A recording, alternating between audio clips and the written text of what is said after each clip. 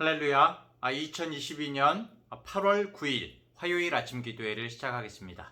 오늘도 주님의 귀한 말씀을 함께 묵상하고 또 기도함으로 복된 하루를 시작하는 우리 성도님들 되시기 바랍니다. 오늘 하나님의 말씀은 레위기서 22장 10절부터 33절까지의 말씀입니다. 일반인은 성물을 먹지 못할 것이며 제사장의 객이나 품꾼도 다 성물을 먹지 못할 것이니라. 그러나 제사장이 그의 돈으로 어떤 사람을 샀으면 그는 그것을 먹을 것이며 그의 집에서 출생한 자도 그렇게 하여 그들이 제사장의 음식을 먹을 것이며 제사장의 딸이 일반인에게 출가하였으면 거제의 성물을 먹지 못하되 만일 그가 과부가 되든지 이혼을 당하든지 자식이 없이 그의 친정에 돌아와서 젊었을 때와 같으면 그는 그의 아버지 몫의 음식을 먹을 것이나 일반인은 먹지 못할 것이니라. 만일 누가 부지 중에 성물을 먹으면 그 성물에 그것의 5분의 1을 더하여 제사장에게 줄지니라. 이스라엘 자손이 여호와께 드리는 성물을 그들은 속되게 하지 말지니 그들이 성물을 먹으면 그 죄로 인하여 형벌을 받게 할 것이니라. 나는 그 음식을 거룩하게 하는 여호와이니라. 여호와께서 모세에게 말씀하여 이르시되 아론과 그의 아들들과 이스라엘 온 족속에게 말하여 이르라. 이스라엘 자손이나 그 중에 거류하는 자가 서원 제물이나 자원 제물로 번제와 더불어 여호와께 예물로 드리려거든 기쁘게 받으심이 되도록 소나 양이나 염소의 흠 없는 수컷으로 드릴지니 흠 있는 것은 무엇이나 너희가 드리지 말 것은 그것이 기쁘게 받으심이 되지 못할 것임이니라. 만일 누구든지 서원한 것을 갚으려 하든지 자의로 예물을 드리려 하여 소나 양으로 화목제물을 여호와께 드리는 자는 기쁘게 받으심이 되도록 아무 흠이 없는 온전한 것으로 할지니 너희는 눈먼 것이나 상한 것이나 지체에 배임을 당한 것이나 종기 있는 것이나 습진 있는 것이나 비루 먹은 것을 여호와께 드리지 말며 이런 것들은 제단 위에 화제물로 여호와께 드리지 말라. 소나 양의 지체가 더하거나 덜하거나 한 것은 너희가 자원 제물로는 쓰려니와 서원 제물로 드리면 기쁘게 받으심이 되지 못하리라. 너희는 고환이 상하였거나 치였거나 터졌거나 배임을 당한 것은 여호와께 드리지 말며 너희의 땅에서는 이런 일을 행하지도 말지며 너희는 외국인에게서도 이런 것을 받아 너희의 하나님의 음식으로 드리지 말라. 이는 결점이 있고 흠이 있는 것인즉 너희를 위하여 기쁘게 받으심이 되지 못할 것임이니라. 여호와께서 모세에게 말씀하여 이르시되 수소나 양이나 염소가 나거든 이래 동안 그것의 어미와 같이 있게 하라. 여덟째 날 이후로는 여호와께 화제로 예물을 드리면 기쁘게 받으심이 되리라. 암소나 암양을 막론하고 어미와 새끼를 같은 날에 잡지 말지니라. 너희가 여호와께 감사제물을 드리려거든 너희가 기쁘게 받으심이 되도록 드릴지며 그 제물은 그 날에 먹고 이튿날까지 두지 말라. 나는 여호와이니라. 너희는 내 계명을 지키며 행하라. 나는 여호와이니라. 너희는 내 성물을 속되게 하지 말라. 나는 이스라엘 자손 중에서 거룩하게 함을 받을 것이니라. 나는 너희를 거룩하게 하는 여호와요 너희의 하나님이 되려고 너희를 애굽 땅에서 인도하여 낸 자니 나는 여호와이니라. 아멘. 레위기가 계속해서 우리에게 강조하고 있는 것은 거룩함입니다. 하나님께서는 우리에게 거룩함에 대해서 알려주고 싶어 하십니다. 왜일까요? 왜냐하면 하나님께서 그 거룩함 자체이시기 때문이죠.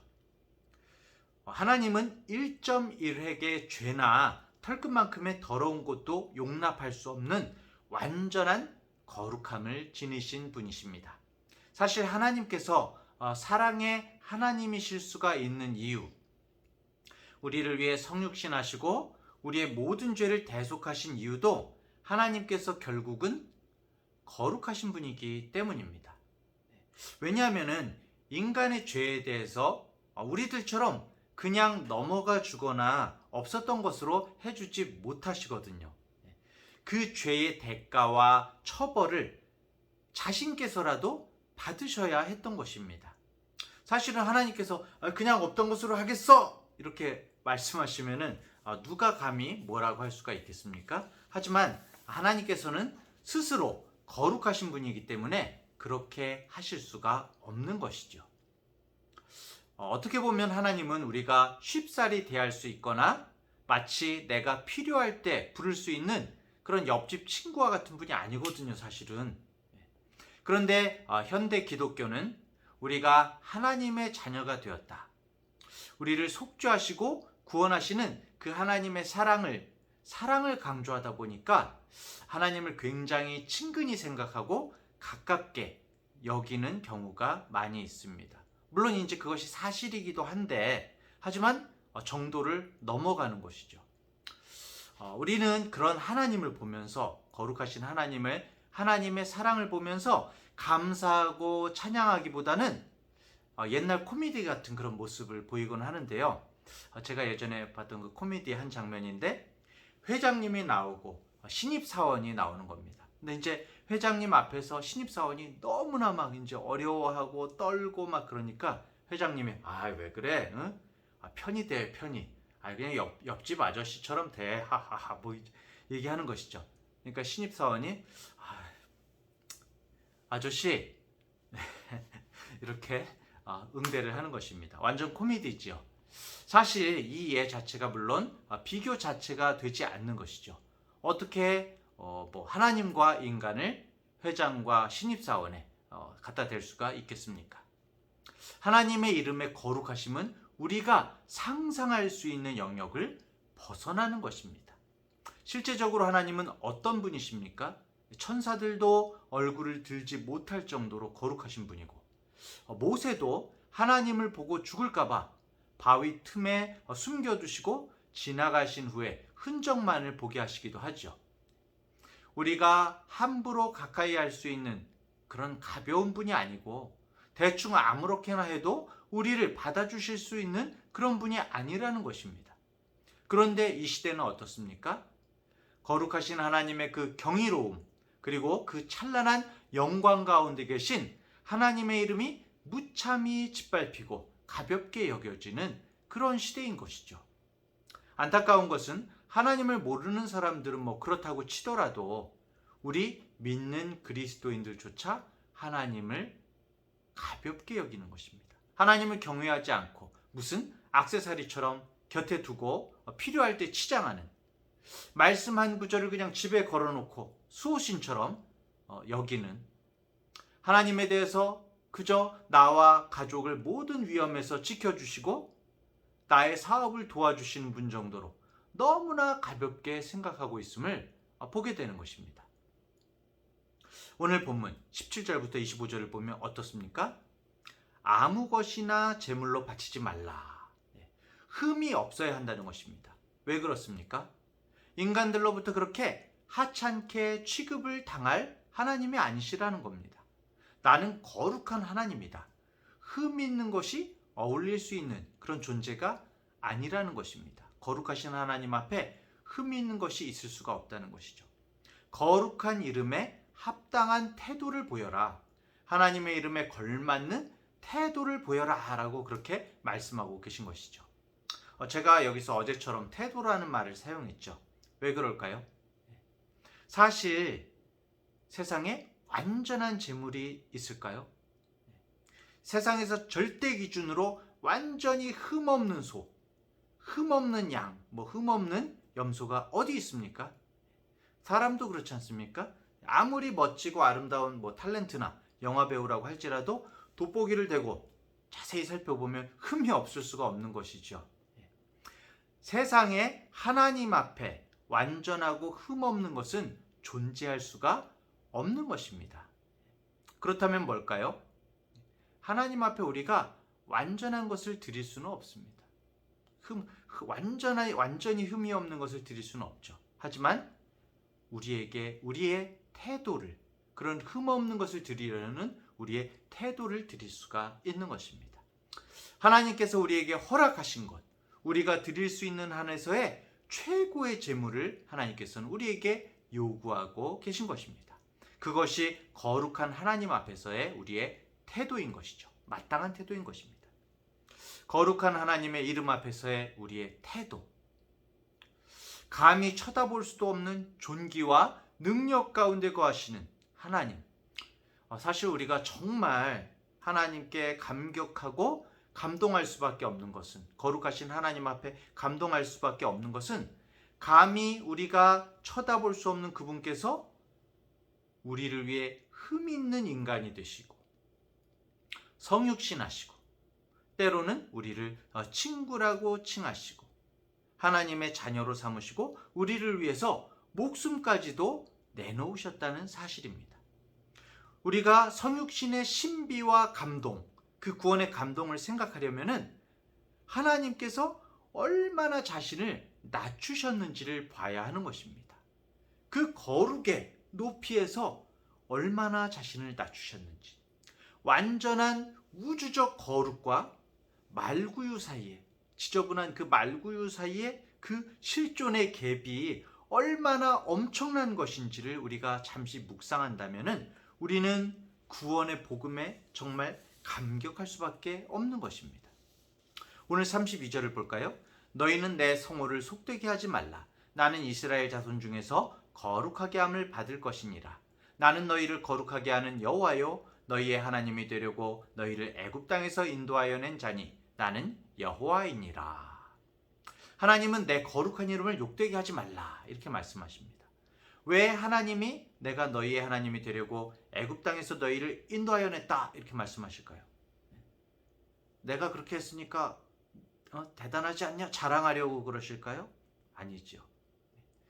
하나님께서 그렇게 큰 존재이시다라는 것을 우리에게 말씀하시는 것입니다.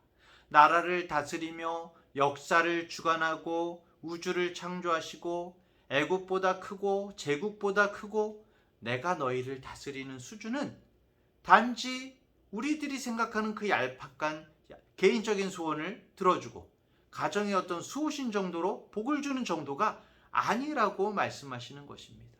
나를 알아라. 나를 깨달아라. 거룩함을 묵상하라. 왜 하나님이 이스라엘 민족을 택하시고 역사 가운데 그들을 이끄시고 애국과 아수르와 바벨론과 그리스와 로마를 대동하시면서까지 이 구원 역사를 쓰고 계실까요? 하나님께서 그토록 크신 분이며 역사를 주관하시며 민족과 나라의 운명을 쥐고 계신 분이다라는 것을 우리에게 보여주고 계신 것입니다. 사실 우리의 그 지식과 이해의 영역이 이 정도이기 때문에 우리의 수준에 맞춰서 이 정도로만 말씀을 해주고 계신 것 같아요. 오늘 본문에서 그런 하나님께 나아가는 제사장이 부정하거나 정결하지 못하다는 것은 말이 안 되고 하나님의 거룩을 우습게 보는 행위라는 것이고, 또 오늘 본문에 하나님께 흠이 있고 문제가 있는 제물을 드리는 태도는 하나님을 하찮게 여기는 것이다 이렇게 말씀하고 있는 것입니다. 그렇기 때문에 하나님께서는 비록 우리가 완전하지는 않지만, 우리는 완전한 것을 드릴 수 없습니다. 완전하지는 않지만 우리가 내 인생에서 가장 좋은 것, 내가 가장 좋게 여기는 것, 최고의 것, 가장 내가 귀하게 여기는 그것을 하나님께 드리기를 원하시는 것이죠. 왜일까요? 하나님이 많이 부족하시고 가난하시고 결핍이 있으셔서 필요하신 게 많은 걸까요? 아니죠. 하나님은 스스로 자족하신 분이시죠. 가장 만족스러우시고 스스로 누구의 도움도 필요 없이 최고로 온전하신 분이 하나님이십니다. 하나님이 우리에게 최고의 것을 요구하시고 가장 좋은 것을 원하시는 이유는 그냥 그분이 그런 것을 받기에 합당한 분이시기 때문입니다. 우리 인생들에게 영원 무궁토록 찬송을 받으셔도 합당하신 분이기 때문에, 당연한 것이기 때문에 그렇게 말씀하시는 것이죠. 사랑하는 대학교의 성도 여러분, 그리고 우리 SCM 지체 여러분, 이 영광의 하나님이 스스로 대제사장이 되시고 거기다가 자기 자신이 완전한 제물이 되셔서 인간의 모든 불완전한 제사를 자신이 단번에 끝내시고 모든 절망과 한계와 율법으로 말미암은 그 정죄와 속박을 해방시키셨습니다. 하나님의 거룩을 묵상합시다. 그리고 지저분한 말구유를 묵상합시다. 그리고 그 거룩과 말구유 사이에 정말 너무나 큰 갭을, 표현할 수조차 없는 갭을 묵상합시다. 우리는 그에 합당한 영광을 돌려야 합니다.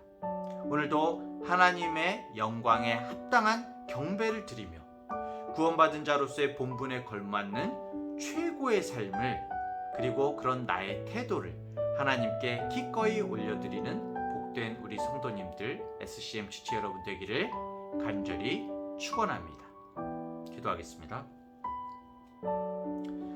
하나님 아버지, 거룩하신 하나님 앞에 거룩하고 정결하며 온전한 것으로 올려드리기를 원합니다. 좋은 것을 드리고 좋은 것을 받겠다는 그런 계산적인 마음이 아니라 하나님이 최고의 것을 받으시기에 합당하며 최상의 것을 받으시기에 충분한 위상과 능력과 그에 걸맞는 위대한 일을 우리 하찮은 인생들을 위해서 감행하셨기 때문에 올려드리기를 원합니다. 하늘의 하늘이라도 감당할 수 없는 거룩한 하나님께서 우리들을 위해 대제사장이 되어 스스로 제물이 되어 죽으시고 비교할 수도 없고 감히 요구할 가치도 없는 우리 인생들을 위해 하늘의 보좌를 버리셨기 때문에 영광을 올려드리기를 원합니다. 이 구원 사건 하나만으로도 우리는 정말 감당할 수 없는 은혜를 입었고 하나님은 영원토록 영광을 받으시기에 합당하신 분임을 인정하고 찬양합니다. 온 우주를 깡통 하나에 잡아넣을 정도의 이 은혜의 기가 막힘을 오늘 하루를 통해 더 깊이 깨닫고 하나님이 받으시기에 당연하고 합당한 감사와 찬송을 올려드리게 하옵소서. 이 은혜를 깨달을 수 있는 은총을 허락하시니 감사드리오며 예수님의 이름으로 기도합니다. 아멘.